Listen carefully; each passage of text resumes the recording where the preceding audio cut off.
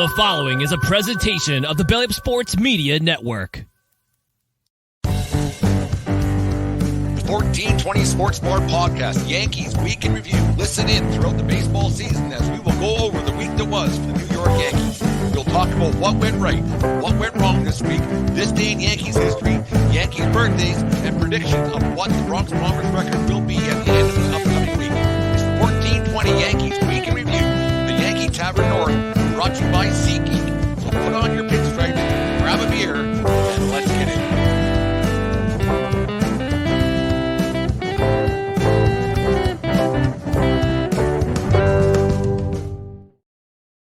All right, the 1420 Yankee Week in Review, and what a week it was. We'll get that in half a second. But first of all, today's show is brought to you by SeatGeek.com, the SeatGeek app. Use promo code 1420pod at SeatGeek.com today and save yourself $20 on your first purchase. Get some baseball tickets or for the upcoming season, show tickets, concert tickets, whatever you want for your holiday season over there at SeatGeek.com. Use promo code 1420pod at SeatGeek.com today. Remember, we are part of the Belly Up Media Network. Go to bellyupsports.com for all their great articles and other podcasts that are on there. We get some great news from Belly Up a little earlier on today for here at 1420 World Headquarters, otherwise known as the Yankee Tavern North. And thank you to everybody who listens to our show on a daily basis or watches on YouTube. We appreciate all the support we get from everybody out there in radio land, YouTube land, podcast land, whatever it is however you get us in your ears on a daily basis. Well, Brian Cashman has partially redeemed himself. He went out and he got the big I wouldn't say the free agent fish. He went out and got the fish that's going to be a free agent next year. It might be for a 1-year deal, but he went out and got himself a hell of a ball player with Juan Soto, a trade that they made with the San Diego Padres, something that kind of left the table, got brought off about this time last week. That didn't look like it was going to happen, but Cashman went out and got it done. The deal kind of sorts out. Everybody's kind of heard it already, but we'll just go through it one last time. Soto and Trent Grisham, who's a very good defensive center fielder, a Gold Glove kind of center fielder. Not sure where he's going to play now, but that's another story from the other day. We'll worry about that later. For Michael King, Johnny Brito, Randy Vasquez, who else was on there? Kyle Higashioka, and minor league pitcher who's supposed to be a real stud, Drew Thorpe. That one kind of stings a little bit, but prospects are just prospects, as we always say. Prospects are cool, but rings are cooler. One of those things with Thorpe, but he was projected to be a pitcher in a couple of years, but you never know what he might get, and you got to give something to get something. And Cashman went out and did that with this trade, and with Soto there, they got the keys to a Ferrari for 1 year and see what they can do and see if maybe they can see what they got, kind of coddle his nuts a little bit and see if they can sign him long term. That deal is going to be a tricky one. We'll see what happens later on today with the Ohtani thing is supposed to be minutes away apparently with the him going to the Blue Jays. All signs are going that could change. Who knows then? But the Yankees might, or the Blue Jays might talk a little too much between now and then. The deal might get thrown away, but you never know with the Ohtani sweepstakes. And if the Jays get him, great. But this isn't a Blue Jays podcast today. It's all about the New York Yankees and getting Soto, and they got a guy who's arguably going to be one of the best players to ever play the game if he can stay healthy and on. But his metrics are all BS, as my friend over at the Fan of the Van says. Batting average, home runs, RBIs, those are the ones that matter, and those are the ones that matter to me as well. But with Soto, you got a guy who can hit and a guy who gets on base. He walks a lot, and so that's going to really help a guy like Aaron Judge boost his numbers. And you think about that lineup now, it's kind of going to look like the 04 Boston Red Sox with Manny Ramirez and Big Pappy David Ortiz. Was something that Stanton and Judge were supposed to be for such a long time, but with the problems that Giancarlo Stanton has, not being able to hit the baseball anymore and not being able to get on base anymore, now you have a Soto, Judge 2-3 in the lineup. We'll get to the projected lineup in a second here, but you have two guys who are going to see a lot more pitches because one is so great, and it's going to do nothing but help that Yankees lineup 100% for 1 year. And that 1 year, you wonder why Cashman would have went out and did this. You wonder why he would have went out and made some deals with some prospects. It's usually hang on to prospects for far too long and hang on to guys who are on the brink far too long. You remember the Clint Frazier situation that they didn't get anybody, and Miguel Andujar, and on it goes. how Cashman held on to those guys. So he went out and he made this deal. He got rid of a lot of guys, and then he made another deal with Verdugo, getting him over Monday night. I think that deal went through. We'll get to that one in a second too, because I'm not a big Verdugo fan, and it turns out some other guys aren't either. So maybe I wasn't wrong about the guy, but we'll get to that in half a second. But the thing about getting a guy like Soto, you can woo him a little bit to all the glory that is being a New York Yankee. You can woo him a little bit to say, okay, here's what we can offer, here's what we got, and then they'll know what he'll be looking for, because they'll be around him the most, and maybe they can get in Boris's ear a little bit, as he's a Boris client. And usually Boris clients don't sign ahead of time, but at the end of the day, the clients works for the player, right? So maybe Soto, if he can get wooed and champagned and everything else, wined and dined the whole bit, you never know, for a year he might say, you know what, I like it here, why not sign a contract here long term and get something done? Because the thing is with Soto, he's only 25 years old, and he's he's not even in the prime of his career. Like usually in baseball players, the prime of their career is 28 to 31 years old, and that's when the decline starts happening. And that's one thing I like about this deal. I like that Cashman went out and did it, and I think it was too Steinbrenner's a bit of prodding, because Steinbrenner has a situation. He's got a couple of thoroughbreds waiting to go in the tank there, or at Yankee Stadium. They're in the pen waiting to go with Garrett Cole and Aaron Judge, who are long-term deals, spending a lot of money on those guys and not getting much in return. So they went out and made that deal for Soto, saying, okay, you know what, we're serious about winning this year, and we're going to go out and do something. And if it's a one-year deal and it happens, great.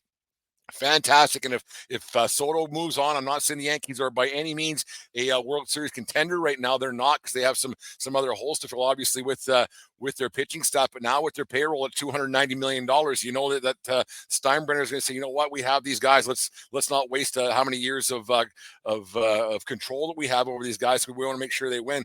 Judge is on his last contract of his career, no matter what. And then Cole, he has the opt-out clause. He's got to come back. It's a lot of lawyer speak when it comes to the Cole contract. But yeah, they have his two generational talents in that lineup, and you have some other players who are very good baseball players. And Stanton, if he can get out of his own way a little bit, you never know what might happen there. But going out and get a guy like Soto, it means that they're serious about getting something done, and they're serious about winning this year. And so now you wonder what the next step is. Now that you have Soto in that lineup, the next step is you got to go get some pitching, because last year that was kind of their Achilles heel. Because right now the pitching's the same as it was this time last year. Let's not sugarcoat this. Let's not say this team's a World Series contender all of a sudden because they got a guy hitting in the 2-hole that gets on base a lot and hits a lot of home runs, and a left-handed bat at that, the short porch. But let's not kid ourselves here. The Yankees are still in the same predicament that they were this time last year. But now they are committed 100% to spending more money. The problem the situation that the Yankees have, so it's a problem and a situation. The situation the Yankees have now is by going out and getting Soto and going out and getting Verdugo, they made some deals that they don't have a lot of prospects in the cupboard. Like the pool's pretty empty now, and it's one of those things. So now they're going to be forced to probably go and overpay for a free agent, because everybody knows, you know what, here's your team, or the free agent pitchers are going to say, here you go, because you want to win, I'll come and help you. Do they go out and get a Blake Snell? Do they go out and bring back Jordan Montgomery, which they're going to have to overpay? They should have kept him around 2 years ago and not went and got Harrison Bader. But you can't look in the past when it comes to this. So the Yankees have a situation now where they don't have a lot of prospects to trade, because there are some guys in Major League Baseball looking to unload some pitchers. You look at the Milwaukee Brewers looking to get rid of Corbin Burns. He's only a $14 million guy, but he's got 2 years of control left this year and next year, and the 24 and 25 season. So the Brewers are going to want something in return. What is in the prospect pool the Yankees have? Yeah, there's a lot of players, and who knows what they might have. You got another guy, Dylan Cease, with the Chicago White Sox, and the White Sox are in full breakdown mode. They're in full sell, rebuild, the whole bit, and he's only $8.3 million this year. Do they go out and get him? But what's it left in the play in the prospect pool? Not a whole bunch. So they're going to have to go out and overspend. But the thing is, you go out and get the Yamamoto guy from Japan who's looking at signing either with the Mets or the Yankees, from what I've read. And so there's a guy right there that will help out your pitching staff, which you have right now as of this moment. You have Garrett Cole and a bunch of who knows. That's what you have. That's all you have. Nestor Cortez, you don't know what you're getting with him. Apparently, I was listening to something earlier on that he's pitching right now off the mound again. You just don't know what you're going to get out of him. I just don't see how you can rely on him a whole bunch. Rodon, you don't know what you're going to get out of him. He's going to have a bounce back here, and if he's seven-tenths of what he's supposed to be, then they'll be okay. But they have to, that right now, it's who knows. So they're going to have to overspend and go get Yamamoto, and the Steinbrenners and the Yankees. They're committed to spending, and I think it has to happen, because why else would they make this deal? Why else would they make this deal for a 1-year guy? Give up prospects, give up a pitching prospect that they had, and everything else. It wouldn't make sense to not go for it now. And I think you're going to see the Yankees, going back to being the old evil empire and spending over everybody else and buying championships, or trying to buy championships, which rarely works, but they have these guys. They're committed to these guys, so they're probably going to end up doing that. And it's too bad for a lot of Yankee fans. Like, I don't care if they win or lose. I shouldn't say if they win or lose. If they buy a championship, I'd rather see them build something like they were trying in, once again, 2017. I wish that team would have won a World Series, because that was homegrown talent with a few free agents here and there, and a couple of trades at the deadline. But if they end up winning one, or if they end up going to a World Series, or getting to the World Series, even would be a bonus for me. And having a guy like Juan Soto on the team, it helps. And the guy is a generational talent. You hate throwing that term out as much as they are, but he is a very, very, very good player. He's going to add a lot of flash. He's going to add a little bit of swagger to that team, and it's going to help the Yankees become something and get a little bit of identity back, because they took a kick in the pills all season last year, 82-80. That just don't cut it anywhere. I don't care what team you are. You don't want to finish 82-80. You'd rather finish 60-102. Because having that kind of a record gets you nowhere. Mediocrity breeds mediocrity, and that's what the Yankees are, until they went and got Soto the other day. So now they're a much better baseball team. The lineup's going to be much better, because you think back in when Judge hit his 62 home run season in 2022, he didn't really have anybody hitting around him. Like, he was seeing a lot of pitches.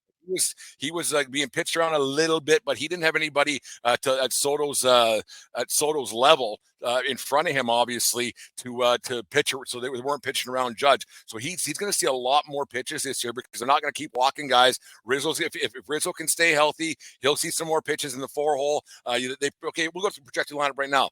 Here's what I read today on Bob Nightingale. I put it out there. So LeMahieu hitting first, Soto 2, Judge going to move down to the 3-hole, Rizzo at 4, but his health and his concussion hasn't been really possible, so that gets a little bit worrisome as we get closer to Christmas. You don't know if Rizzo's going to be that guy in the lineup, or if he's going to be able to play once it's all said and done. Stanton, we talked about him earlier on. He's projected to be in the 5. Gleyber Torres is going to sit at 6. I suspect that they're going to keep him. They're not going to trade him, I wouldn't think, but unless they can get a big-time pitcher, you just never know. But I think they keep Gleyber Torres, because he was one of their biggest producer. Verdugo, we'll get to him in a second. He's going to hit 7. Opening day, Anthony Volpe, Gold Glove winner. It's at shortstop. He had a better season than I thought he was going to have last year. He's going to be hitting 9th, and then the catching platoon is going to be probably Trevino's going to be the guy, because they did get rid of Higashioka. And a little 14-20 tip of the cap to Kyle Higashioka, who's been in the Yankees organization since 2009, which is a long time. He's drafted by the Yankees and everything else. So for his years of service and sticking around, but now he's going back. He's a California kid, so he's going back home. So that's good for Kyle Higashioka. It's going to get time to play a little bit more. The Yankees were trying to find a way to push him out, because to give Austin Wells a little more time behind the plate, a little more time catching, because the Yankees really believe in him, and he's on the cheap, right? One of those things, because you can't have $20 million players at every position. You can't even have $5 million players at every position when you're paying 3 and 4 guys $30 to $40 million bucks. So it's one of those things. So they're going to have a much better lineup. Judge's going to see a lot more pitches. Soto's gonna get on base a lot. It's gonna help Rizzo get on base, because they're not gonna want to pitch around him. This is nothing but a positive for one season. For one season, for sure, this is 100% a positive on the offensive side of the game. They're going to put up runs. You're going to see Soto hit a whole bunch of home runs to section 203 up in the bleachers. He's a left-handed bat in a short porch. You're going to see him hit some laser beams out there. This guy can flat out hit. He's a great big kid.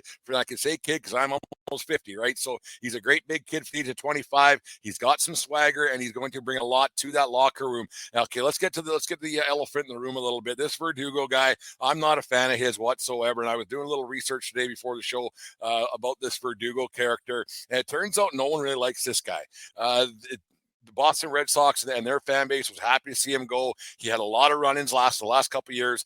with Cora with the manager out there in Boston. It didn't turn out well for him. They were more than happy to see him go. Management offered to him, even though they had a year left. He was one of their better hitters. They weren't going to win this year, so they got rid of this. How that works, but no one really likes this guy. And the telltale sign was back when in 2017 during the playoffs, Clayton Kershaw, when Verdugo was with the Dodgers, because that's who originally drafted him. Verdugo or Kershaw went to management and said, get this guy out of the locker room. Get him out of here. No one likes him. He's a headache. He's got to go. So he's a bit of a headache. He's a bit of a cancer, but he's going into a locker room where Judge is the captain, Judge is the king. And I hate using that term. You guys know I do about a captain in baseball, but Judge is the guy to say, listen, dude, this is not how we do things here in New York. Shave your face, get rid of your grill, get rid of all your chains and everything else, and the way you talk and the way you, and on and on. The guy can play. The guy can play. He's not going to be expected to be the big dog there in New York. So if he just keeps his yap shut, but when you get to a point in your age, trust me, I know. I talk for a living. I talk all the time. But when you get to a point in your age that this is who you are, you don't got to tell people who you are every day because they already know. And there's something about this guy that I don't like, but hopefully when he comes into New York, it's like it's our way or the highway. See you later. If you don't like it, we'll trade you right now. I actually thought he was going to be part of the trade to San Diego. I thought that's why the Yankees originally got him, because now the outfield's a little bit full and there's no way to get guys in the line for everything else. But I thought that's why they originally got Verdugo. But apparently he's sticking around. So if he can just keep his yap shut and do things properly, do things the Yankee way. I hate using that term because the Yankee way hasn't done anything for a long time. 14 years with one championship, 14 years and one appearance in the World Series. Okay. So let's not say the Yankee way is the only way, but this Verdugo character, watch out for him. I don't like the guy, and I think its true colors are going to come out about 2-3 weeks in the season when he's not getting any of the flash and dash or at bats or in the lineup wherever he's going to be. So look out for Verdugo. I'm not a fan of him. Kershaw didn't like him, and it turns out the Boston Red Sox fans didn't like him. And if Red Sox fans don't like one of their own guys, he can't be that good of a person. They didn't want him around. Nobody was upset about him leaving. So just watch out. Just watch what you sometimes buyer beware. And I think that's what the Yankees got with Verdugo. I hope I'm wrong, but I think that's what they got with Verdugo. One of those things. So no, it's a Christmas present come early. There's no doubt about that. For getting Soto, I thought the deal was off the tables, but getting a guy like Soto, he's going to help this team. But they still need a lot of pitching. Go out and get a Burns. Do you go out and get Dylan Cease, like I said, or do you have to overpay for it's probably going to be an overpay for a free agent. That's the way I see that going. And it's going to be Blake Snell, who's another bit of a nozzle, but rumored has it he's going back to his hometown of Seattle. So you just wonder how that's all going to turn out. I hope to see Montgomery come back. He had a great resurgence with the Texas Rangers, won the World Series last year. The Rangers he's not going back to the Rangers because they had to dump a bunch of salary, TV deals, and everything that are going up. But one of those deals, money and finances, stuff that isn't fun, but it's hot stove season. It's trade season, free agent season in baseball. So you're going to see numbers and everything else. It's going to be interesting to see what Ohtani gets. We'll get into that thing right now. Ohtani was supposed to sign with the Jays. Like I said earlier on, it's 12:57 Mountain Standard Time right now. So I held off as long as I could because I didn't want to get halfway through the show today. And then the Ohtani news came out. So if Ohtani gets signed tonight, I might go live and do something right off the bat later on today. But we'll see what happens with that. It's going to be a big deal here in Toronto. There's all kinds of rumors and speculation and press conferences being called and everything else. But there's nothing official as of right now. I heard something about Kikuchi is there with his family in Toronto as well. So that might be a telltale sign because he's usually not there. Oh, another thing with this Yamamoto guy character signing, rumor has it that what the heck's his name? I'll forget it. We'll talk about that later.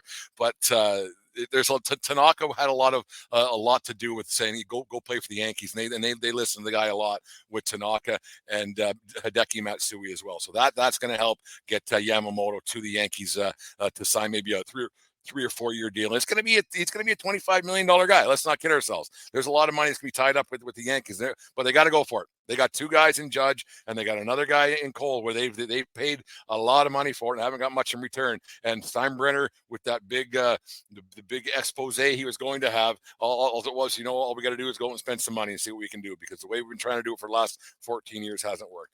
People are going to complain about the Yankees overspending and everything else, but you know what? They can spend a lot of money for a lot of years and didn't do a damn thing. So let's not throw Steinbrenners to the woodshed yet, because every team who does it is spending money, and they're doing the same thing, and no one's complaining that much about the fourth and payroll Texas Rangers win the World Series. So it's one of those things. It's going to be fun to be a Yankee fan come spring training, see how this all turns out. The two-headed monster of Judge and Soto. I got the over-under set at, let's say, 98 home runs between the two of them. Let's say 98 home runs between the two of them next season. Then whatever you find out, whatever Ohtani gets, that's where the bar is going to be set for Soto next offseason. Like this time next season or next year, that's what Soto's going to end up. That's when that deal's going to happen. Because I hope maybe he gets something done during the season with the Yankees, but it's hard to see. Anyways, there's 14-20 Yankee week or day in review. It's a good week to be a Yankee fan. Look out for Verdugo. I don't like the guy. I hope he proves me wrong. And cheers to getting Soto in the Yankees lineup at least for one season in pinstripes in the Bronx. Here's a word from our sponsors and a Christmas greeting from our friends over there at SeatGeek. Give Santa and his elves a break from the grind this Christmas season and ask for tickets from SeatGeek. SeatGeek has tickets for shows, concerts, and sporting events for around the globe. And by using promo code 1420POD, you will save $20 on tickets. Tickets make for great stocking stuffers and gifts, so go to SeatGeek.com or the SeatGeek app for all of your ticket needs this holiday season and use promo code 1420POD today for your Christmas ticket.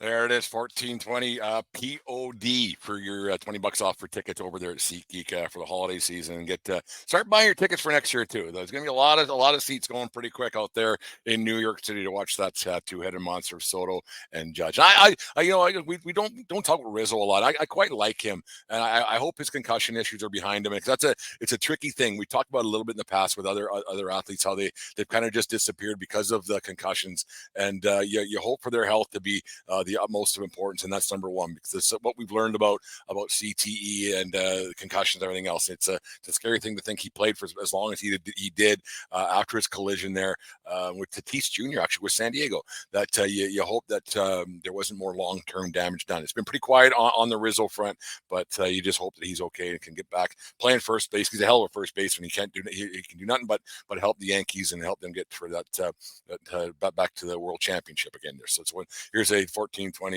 tip of the cap to Anthony Rizzo. We'll see. Hopefully something happens there on that front pretty soon. We get some good news about Rizzo. Anyways, let's do this. On this day in 1966, the New York Yankees traded Roger Maris to the St. Louis Cardinals for infielder Charlie Smith. In his 7 years with the Yankees, Maris hit 203 home runs and had 547 RBIs and a batting average of .265. Maris' best year as a Yankee was in 1961 when he broke Babe Ruth's home run record of 60 with 61 round trippers of his own and 141 RBIs, both career highs that saw him win his second consecutive MVP award. Maris would play 2 seasons in St. Louis after the trade from the Yankees, hitting 14 home runs, have 100 RBIs, and a .258 batting average. Maris' number 9 was retired by the Yankees in 1984, and he also has a plaque in Monument Park. Maris passed away at the age of 51 in Houston, Texas, of New Hopkins lymphoma, and was buried in Fargo, North Dakota. An all-time Yankee great. Number 9, Roger Maris. There he is. Tip of the cap to him coming out of the dugout and everything else. The 61 and 61. And if you haven't seen that Billy Crystal documentary, if you're not a documentary, it's a movie about the Roger Maris home run chase of 61. Make sure you watch that. And you don't have to be a Yankee fan. If you're just a sports fan or a baseball fan, make sure you check that one out if you haven't already. It's a great movie. A little humor in there and everything else. It kind of shows what a bit of a dog that we all knew Mickey Mantle was, but it's a great movie, and it's a great watch for sure. So make sure you check that one out. And what do we got here? Happy 55th birthday to Mike Mussina, born on this day in the home of Little League Baseball, Williamsport, Pennsylvania. Mussina was drafted twice by the Baltimore Orioles, first out of high school, 11th round, and then the first round, the 20th overall in 1990 out of Stanford University. Mussina made his major league debut on August 4th, 1991, in front of 41,059 people at Comiskey Park in Chicago, going 7 2/3, giving up 4 hits, walking 4. His only blemish that day was a solo home run in the 6th to Frank Thomas. Mussina signed with the Yankees in December of 2000 and pitched there for 8 seasons. Mussina's shining moment as a Yankee came in Game 7 of 2003 ALCS versus Boston when he came in to the game and relieved Roger Clemens to stop the bleeding a little bit in the fourth inning and gave the Yankees a chance at coming back. He pitched 3 scoreless innings out of the bullpen. His 8 years with the Yankees, 147 and 81 record, 3.53 ERA, 12 complete games, 8 shutouts, 1,278 strikeouts in 1,553 innings. Mike Mussina, the only reason why Aaron Boone is the manager today of the New York Yankees is because Mussina came in, stopped the bleeding in 2003, and gave Aaron Boone the opportunity to hit that home run off of Tim Wakefield in the bottom 11th inning of the 2003 ALCS. Put that one in the bank. That's a guarantee, right from 1420 World Headquarters. You heard it here first. Without Mike Mussina, there is no Aaron Boone. So maybe blame Mussina. No, I'm a Boone guy. I don't think Boone does a bad job. Anyways, we've got some great news earlier on, about half an hour before we started recording here. I'm one of the 1420 podcast, and we are the one of the. We're voted or been nominated for the one of the creators of the year across the network. That goes with writers, podcasters, video guys, and everything else. So we've been nominated for one of the 4 creators of the year for Belly Up, the Belly Up Network. So kind of proud here, a little proud moment for all the hard work that everybody puts in behind the scenes here and everything that we do here at 1420 and everybody who listens and on and on. So thank you very much to Belly Up Sports for the nomination for that. And it's an honor to be nominated. One of those things. Who am I kidding? I want to win. You want to win. Get that title or whatever the prize is, or trophy, or pat in the back. Remember, pat in the back is only 3 feet from a kick in the ass. There it is. There's thank you very much to Belly Up Sports, obviously, for all the help that they give us throughout the year, and on and on goes. So, and make sure you check out the show me and Dave did last night. It was a little lower key last night than usual, but we still had some laughs. And I was on the Corner Booth podcast. We did a lot of football talked a little bit of baseball. So check out Jared and the guys over at the Corner Booth podcast. A lot of fun recording with them last night. But make sure you guys subscribe to our YouTube channel, and on it goes. That's all I got today. Remember, it doesn't matter where you are; it's who you're with. And actually, I'm supposed to say baseball. You know what? Smart people bunt. Have a good day, folks. We'll talk to you tomorrow. You just listened to the 1420 Sports Bar podcast. 4 beer with the sports talking a whole lot more. We are part of the Belly Up Media Network. Let's get into it.